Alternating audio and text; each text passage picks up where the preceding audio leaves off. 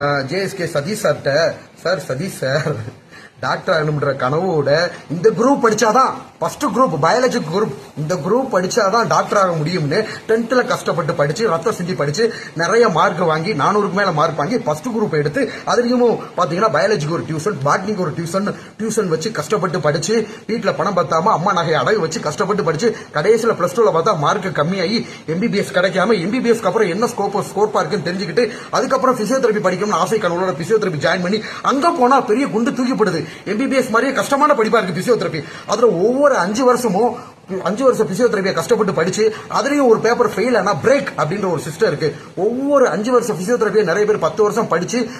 கஷ்டப்பட்டு படிச்சு நகையை அடமான வச்சு அம்மா நகையை வித்து சொந்தக்காரங்க எல்லாம் கஷ்டப்பட்டு கடைசியில் 5 வருஷம் பிசியோதெரப்பி முடிச்சு சமுதாயத்தில் ஒரு பிசியோதெரபிஸ்ட் ஒரு மருத்துவரா வந்து அதுலயும் பாத்தீங்கன்னா மற்ற மருத்துவம் மாதிரி இது ஈஸியான மருத்துவம் கிடையாது. தெருவா அலைஞ்சே பேஷண்ட் நோயாளிகளோட வீட்டுக்கே சென்று சிகிச்சை அளிச்சு சமுதாயத்தில் ஒரு அந்தஸ்தை ஏற்படுத்தினா ஃபயர் அப்படின்ற சிம்பிளா ஒரு பயம் எடுத்து ஒட்டுமொத்த பிசியோதெரபிஸ்டோட மதிப்பையும் கெடுக்கிற மாதிரி ஈஸியா பண்ணிட்டீங்களே, இது நியாயமா?